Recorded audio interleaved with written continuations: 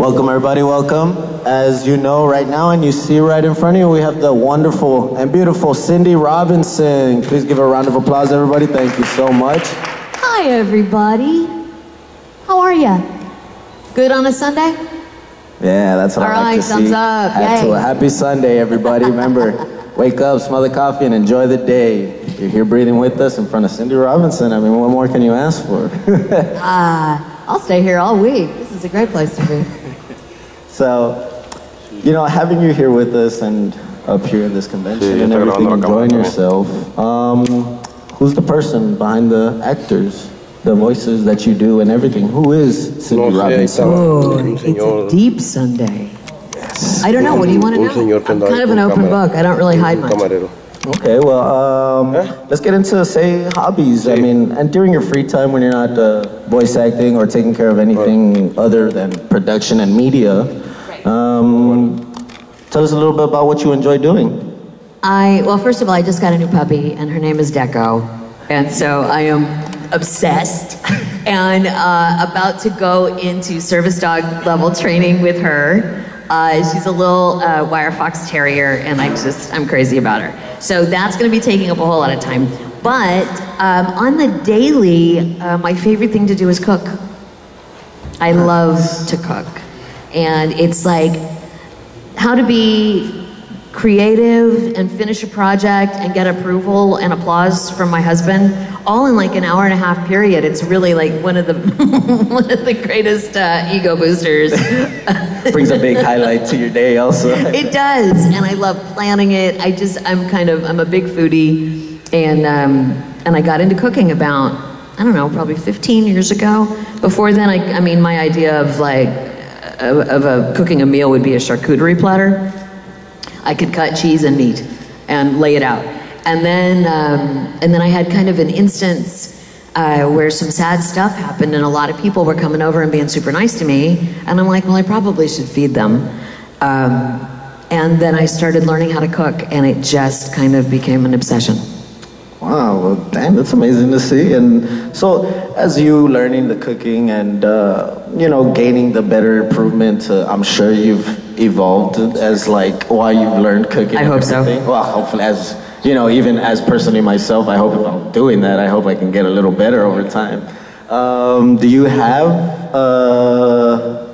one of your best meals you like cooking that you really love to present, say, to your husband? Okay, I make one hell of a Moroccan chicken bastilla.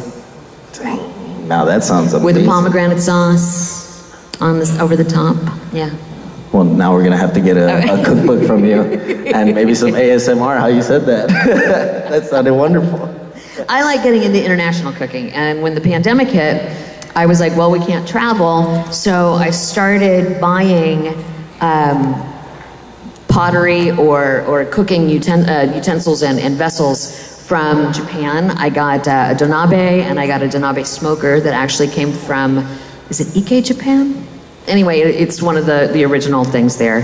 And then I got a Mixteca bean pot.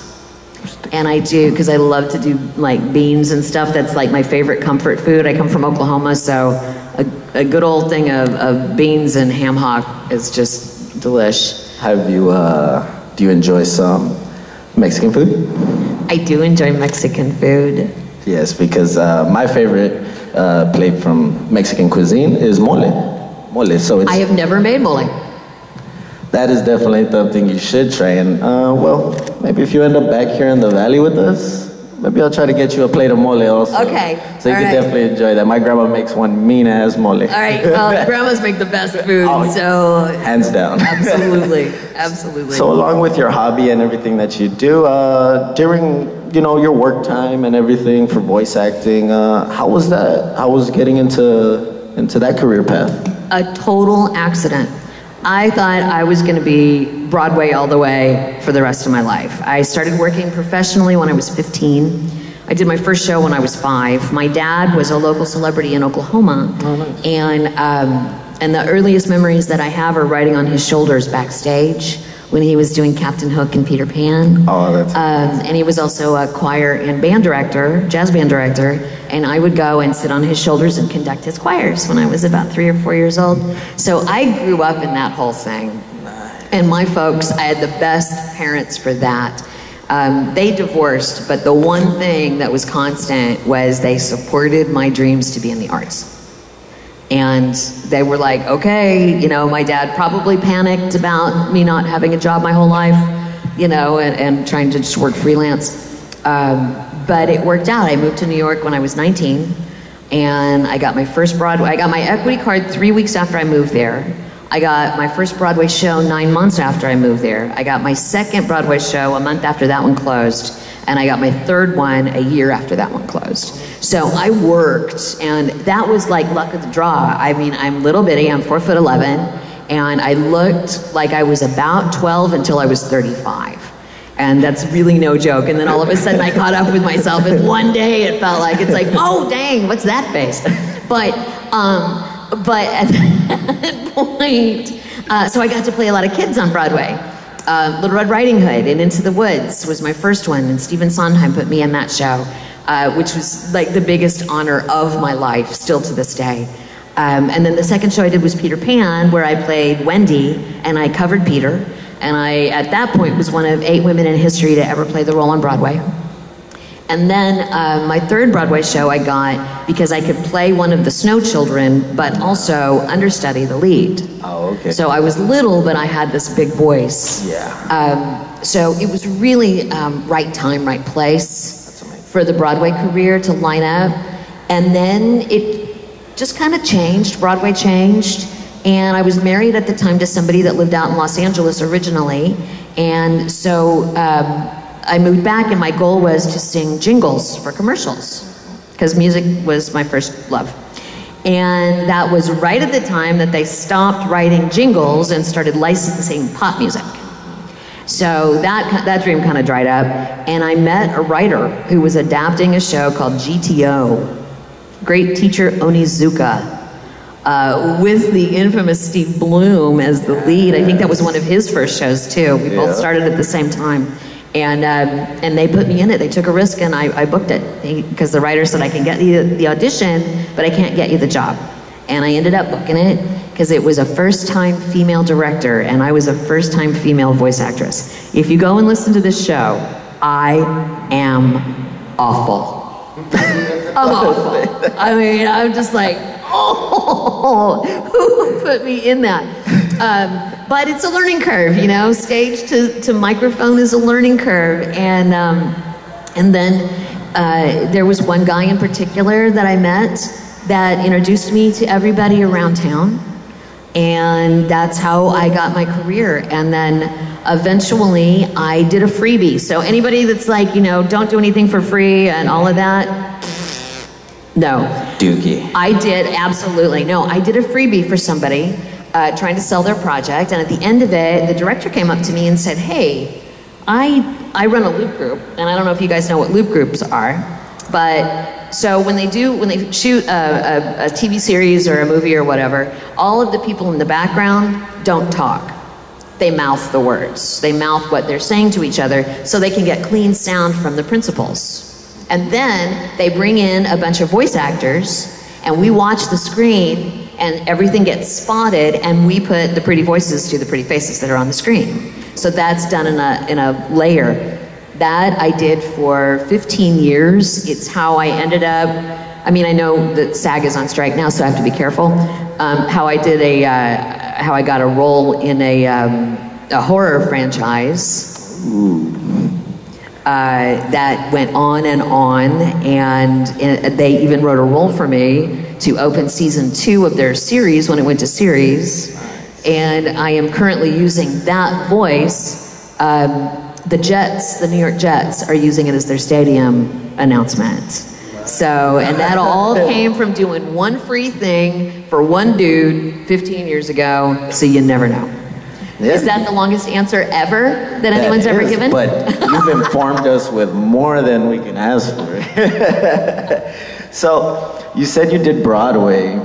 Can you tell us about any specific shows you did on Broadway? Oh, sure. I can tell you about all of those. The first one was Into the Woods, written by Stephen Sondheim, who was my idol at the time. I don't know if you all are Broadway theater, musical theater fans. Yeah? Okay. Probably the most prolific composer lyricist ever from the American Musical Theater. And he saw me, I went in and auditioned for him, and he put me in the Broadway show, which again, probably the highlight of my career at 19. Where do you go from there? And then right after that, I did Peter Pan and toured all over the country. I got to see, you know, probably, I think we did like 39 states with Peter Pan, landed on Broadway with that. That was with Kathy Rigby, and that was awesome. And then right after that, I did Carousel at Lincoln Center in New York City. Nice. And that was a multi-Tony Award-winning production that, also really proud of that one. Man, so you've given your, I mean, along with the history, I'm sure, of your family, how they've had you in that spot to be able to learn these things, and very well, apparently. Would you mind doing us a favor? Uh-oh, what are you gonna ask? And showing us your skills as a musical Broadway? Okay, so they walked by and made me sing Tomorrow a second ago. I can do a little bit. I don't know that you're gonna wanna hear all of it, because who wants to hear the entire tune, right? Now, so I'm a little older than Annie these days, so I'm gonna sing it in a little lower of a key, and that will, trust me, you'll thank me later. The sun will come out tomorrow. Bet your bottom dollar that tomorrow there'll be sun. Just thinking about tomorrow clears away the cobwebs and the sorrow till there's none. When I'm stuck with a day that's gray and lonely, I just stick out my chin and grin and say, oh, the sun will come out tomorrow, so you gotta hang on till tomorrow, come what may. Tomorrow, I love ya. Tomorrow, you're only a day away. Yeah, everybody, round of applause. That was so amazing, better than I could have expected. Oh, didn't warm up, but hey, thank you for asking me. I had. I'm pulling music back into my life these days, so oh, really? Yeah. So have you been hitting the local bar, doing some karaoke? No, not so much that. So I'm musical directing a lot. Right now I musical direct Elder Scrolls Online, the game. Every 6 months they do new bards. They do a female and male bard, and they write all of these songs, and the music is so flippin' hard. And I'm like, I have to really up my game because our composer is good. So we do that, and also do not throw projectiles at the stage. I musical direct Baby Shark. So, doo-doo, Baby Shark, doo-doo-doo-doo-doo. And they try to rewrite, Ping Fong rewrites that Baby Shark tune for like anything they possibly can. The whole, when the pandemic hit and the wash your hands, do-do-do-do-do, wash your hands, that we did. And, but then they do a whole bunch of learning stuff, teaching things for their Ping Fong website. So I musical direct that, and I'm starting to teach some workshops. I start with Voice Actors Network on October 17th to do animation character singing, to kind of get voice actors a little bit less nervous about turning in a musical audition, how to stay in voice, how to stay in character. If you're not a singer, how to work around that. What happens if there's a note in the middle of that you know, is too high? How do we get through that? And I'm really excited about it because music is my first love and first passion. And we can see that. And we definitely can see that. So like more in the modern time and everything, how's the work been? How's the biggest highlight that you've had as of recently? Because you seem to still be very, very productive. Yeah, okay, so, you know, the Sonic franchise is back in business, right? And we're doing all it right. That's been, Sonic Frontiers did way better than we expected. It was a good game. So that's back in workflow. There is a new series, but because of where they sent it out of the country, it ain't us, right? But they did keep us for the games, which was great. And so I've been doing that voice for 13 years. I love the way that they have just let Amy evolve. And I really love seeing the faces of the little girls that come up to me, and you know, Amy Rose is their hero. You know, she doesn't just chase boys, she's got some oomph back there. Yes. So that I just absolutely love. So that's probably my favorite.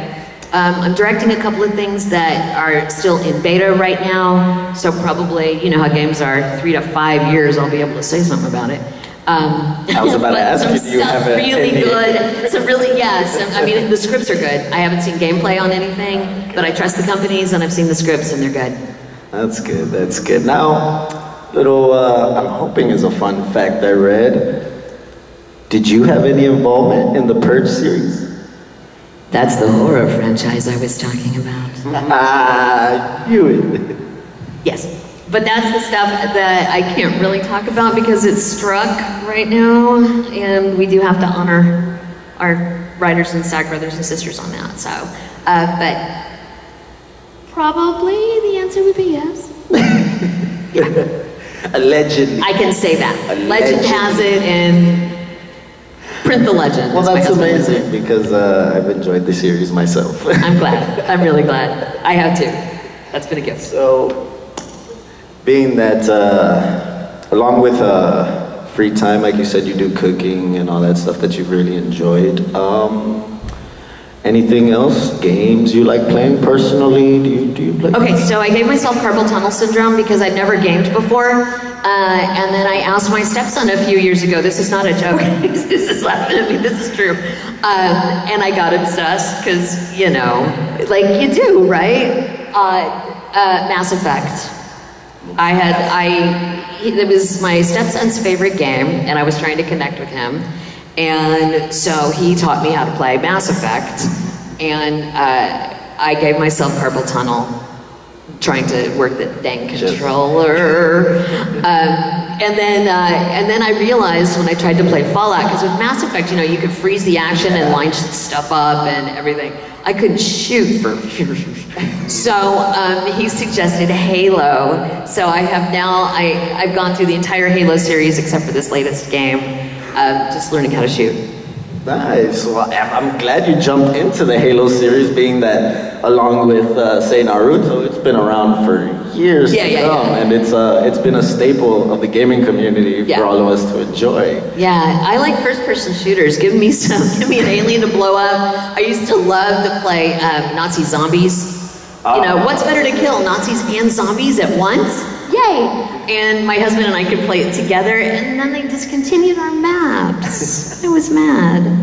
And I hope you don't mind asking, hopefully your husband's doing great as well, because he is a voice actor. He is. Christopher Smith is my husband, and he is doing great.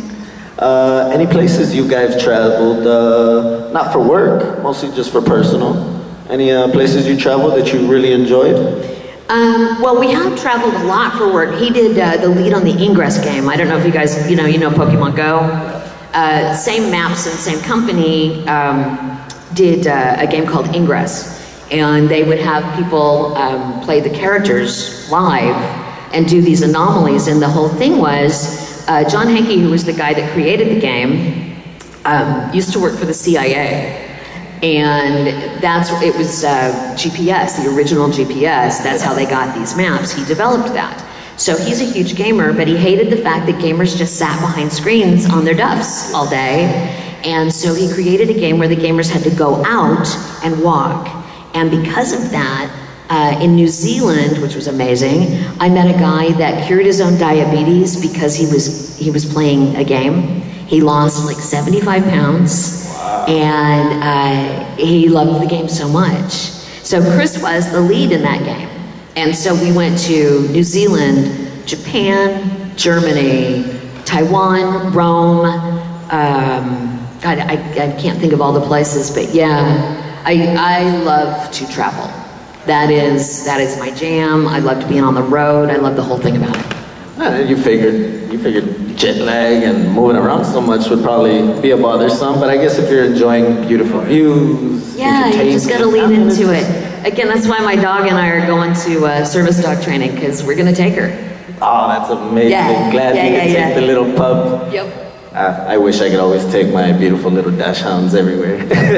Yeah. So, now that you said that you went to Japan, and that brings us into Naruto, Sexy Jutsu. Sexy Jutsu. How was that role coming about? How did that... So here is, and y'all may be a little confused because you've looked online and it's like, why are there 17 names associated with this? Actually, I think just 4, but the way that, I don't know if you all know this, stop me if you've heard this story before, but the way that anime is recorded is they do them in batches. So they'll come in and they'll do like 5 episodes at a time, maybe 7, but usually 5. And Sexy Jutsu doesn't talk that much. And so if one, it was Kate Higgins and Miley, Mary Elizabeth McGlynn, Steve Bloom's wife and director of Naruto, and I were the 4 voices credited because it was based on whose character had other appearances in the batch.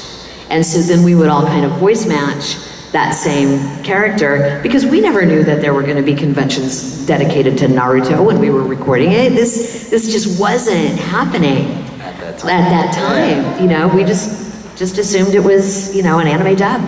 So I didn't realize that there was going to be life beyond the recording studio. So along with you and the other ones that were partaking into the Sexy Jutsu, were you guys ever together in a room? Were you ever Not to record Sexy Jutsu. Okay. No, we were all solo. For the anime, for the most part, we don't record in a group. Original animation and looping, we record together.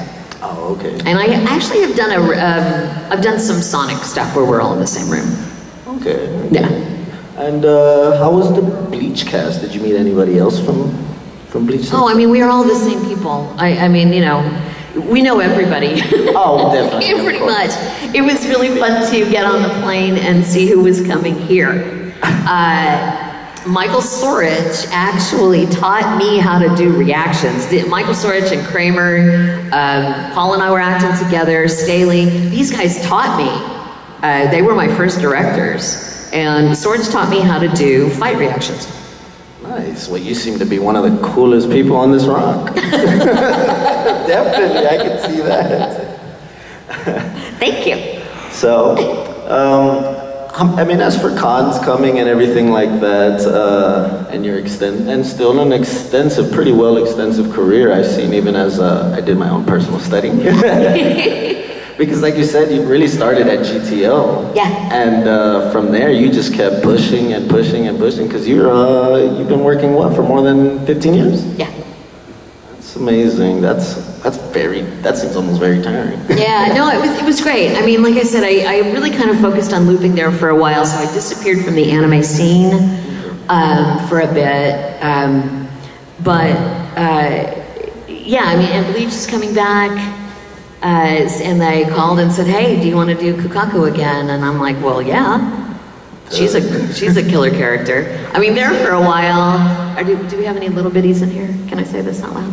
There for a while, if there was a character on screen that had red hair and big boobs, I was their first call. And that was just the way that went down. You know, I mean, now we've got Christina V kind of taking over the, you know, the dark hair with the big boobs thing.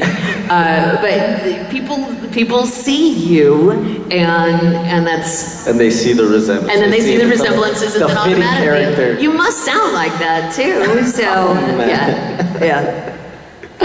Okay, so, and how do you enjoy doing cons? How do you enjoy doing cons and everything, meeting fans who as well, just like me, study up on your work, enjoy the voice, enjoy the character, the life you bring to these characters? I mean, how much do you enjoy seeing people's faces? Absolutely, I do. I love meeting everybody. I mean, I'm a people person, I'm an extrovert, I like it.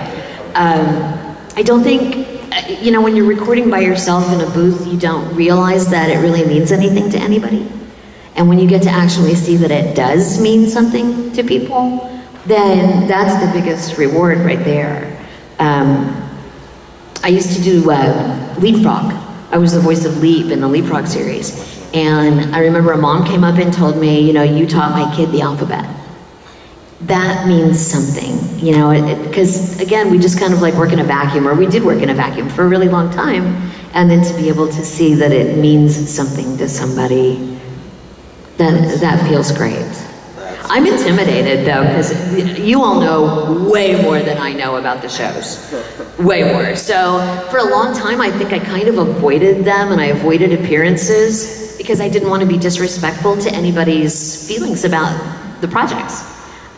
Because I didn't know as much as you did. Because they definitely don't let you know how the scenes are playing out or stuff. Oh like yeah, that. and why didn't you blah, blah, blah, and would you ever think about this? And when you said this, what were you feeling? And I'm like, I love that you know this. What do you think I was feeling? Let's go there. Because honestly, there are so many different projects that you don't remember specifics sometimes. There are things that, you know, you really glom onto in the moment. But you never know what's going to be popular with other people that you've done that you didn't know and you don't expect was popular with them. Now, another thing I also read, were you involved in the 2016 reanimation of Berserk? For think Puck, I believe it was. I think so. Okay, so no, then y'all, I don't remember lunch. Please don't get offended about anything. I have the worst memory. I'm like, if you want to know, I can't even tell you the projects I've been in. Please check IMDb. I think they're right. I don't know. Sure. Yeah, let's go with that. Man, so even then, I see that you're really energetic. You enjoy, you know, bringing life to just everything around you. Personally, I feel like sometimes I can be that way. Yeah. Sometimes I get a little timid. But like I said, because we see you guys as amazing celebrities and everything like that. And like I said, we're all on the same playing field. But either way, all of us appreciate you as fans and everything. And that's been one of the amazing things. And like you said, you guys don't see at the moment that you're creating voice acting, stuff like that. You don't think anything much of it at that point. But I'm sure still you put all your feelings and your heart into your characters. Yeah, I mean, that's the joy for us is getting to dip our toes into being someone else for a while. And the feelings that come along with that. The best voice actors come from here. They don't come from a sound. They don't come from your throat. And as a director, because now I'm directing mostly, but as a director, the one thing that I just want to like jump through the glass and shake my actor is like, don't listen, that's not your job. Yeah. You're hearing something different than I'm hearing. And I can tell when you're not feeling it. But don't listen to yourself and self-correct based on a sound. That's not going to be accurate, and it's not going to resonate as much as if you just talk from here and don't think about the rest of it. Yeah, you see, and as of you doing that and everything, I mean, so even then, your childhood, you must have been pretty easy, like you said, able to overcome things and stuff like that and keep your 10 toes down, especially being that you've been involved in the scene of acting, voice acting, since practically born. Yeah, totally. I had great folks for that. I really did. I gotta credit them for the support. And from a childhood that spent most of my time by myself. We moved every year when I was a kid. So every year until the 7th grade, after school was out, we would move the day after to another little rural town. So I would spend every summer by myself. And at that point, we didn't have, you know, the internet, and, you know, this was pre-cell phones, and you had to write letters if you wanted to stay in touch with your friends back in the old town, which nobody did. They did, you know, like maybe one, and you're 7, so what's that gonna look like? But that and bookmobiles and bicycles. We talked about bikes. My bicycle and my bookmobile were my best friends, and so that really kept me in my head and with a bunch of stories, and my imagination went wild. And then your bicycle journeys and stuff like that, mostly what do you try to do while you're there? I mean, of course, not so much thinking. I'm sure you let your mind roam. But for the most part, how do you start seeing the world as you ride your bike? What do you make? What do you make of the world? I have always thought of any kind of transportation. I feel this way about driving too. I love to drive. I drive a little red sports car. This is my very first automatic transmission. I have always driven a manual because I like to be in charge of it. But always, again, probably because I knew I was born in Oklahoma, but I didn't belong there. It was my way out, and it was freedom. So I would make up worlds when I was on my bike, you know, in these little towns, and go and visit. They had a whole bunch of like abandoned schoolhouses and stuff with like old books and things, and I would go and play in there and have a really rich imagination. But it was getting on that bike and getting out of there, and getting in that car and getting out of there. And I love trains, and I love planes, and I love to travel because it takes me somewhere new. And I'm sure the experience feels amazing, especially being on a train. Most people have never really been on a train themselves. Oh, it's the best. My trains in Europe, awesome. But even LA, just going LA to, you know, San Francisco, or LA to Montecito area, Santa Barbara area, gorgeous. And the tops are all out, so it's glass. You can see everything. It's beautiful. Nice, nice. So out of the many characters you've done, which it mostly is hard for a voice actor to pinpoint to their, say, favorite, but in the sense of like one that you've thoroughly enjoyed doing fully and just was ready to be back in the studio again to do that character, which one would it be? It's probably Amy. I mean, she's the one I've got the most experience with. She's the one that's had the biggest transition and the evolution and, you know, the arguments with fans online. And don't do that, by the way, it's not a good idea. You can't win. You can't win against the internet, just don't even try. But probably Amy, and then the next one might be Beryl. I loved playing Queen Beryl. Nice. Yeah, there was a little gal named Zola in Blue Dragon that I thought Blue Dragon was going to be a much bigger game than it was too. I really liked her. Okay. She was pretty kick-ass. Well, that's amazing. Any questions from the audience that we have? Anybody want to feel free to come up, say a question? Anybody at all? I do have a few questions on. Okay. I want to see if we can, any chance, hear you say The Purge live.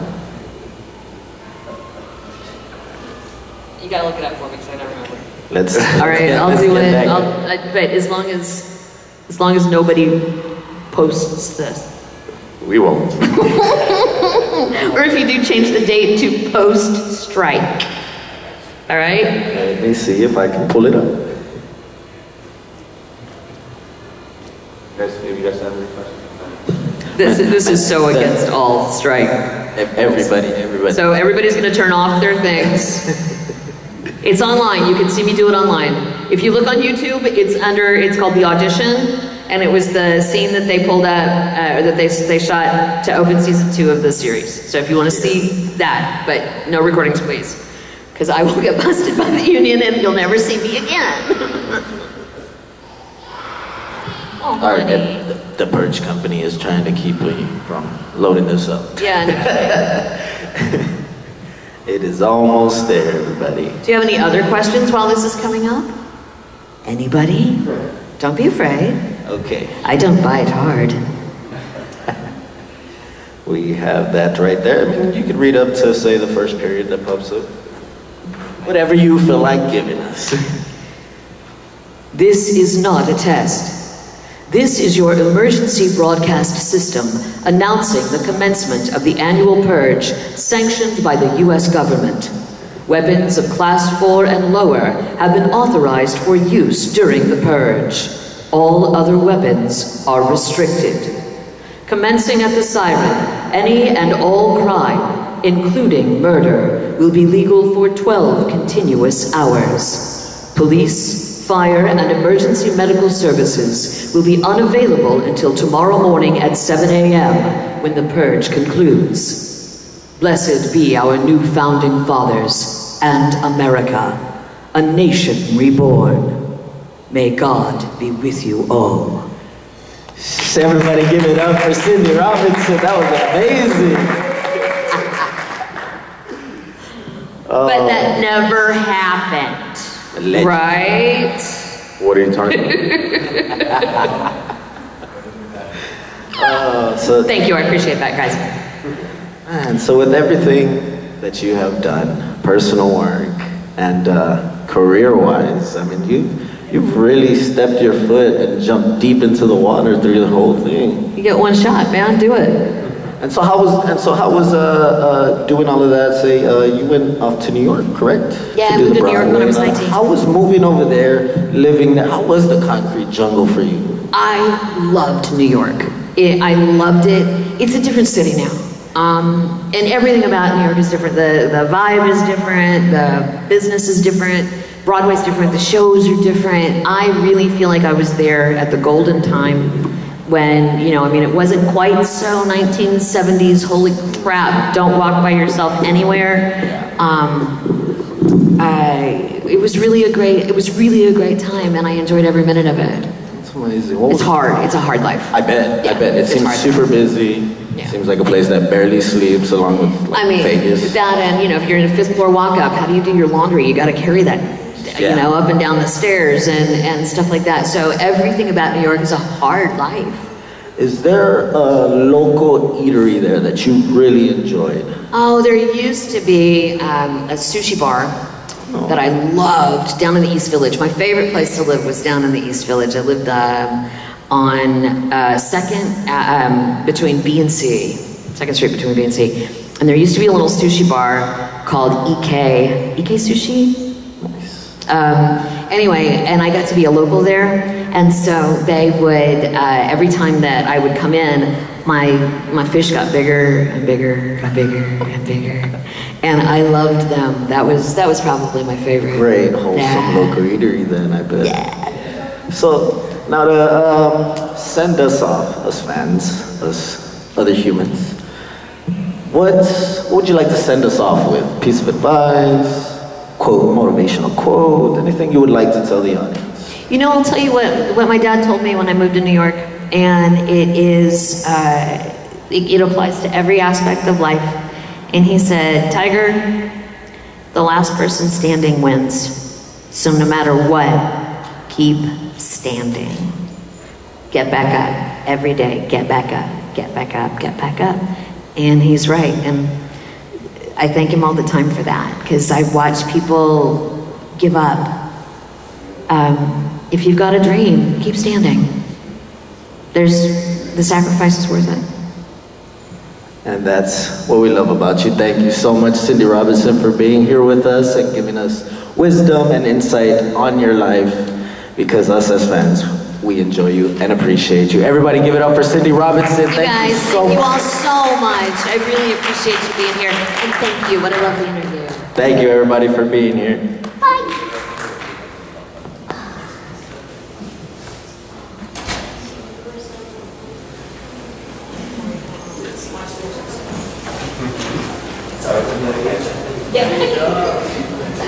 Thanks. All right, let's head back.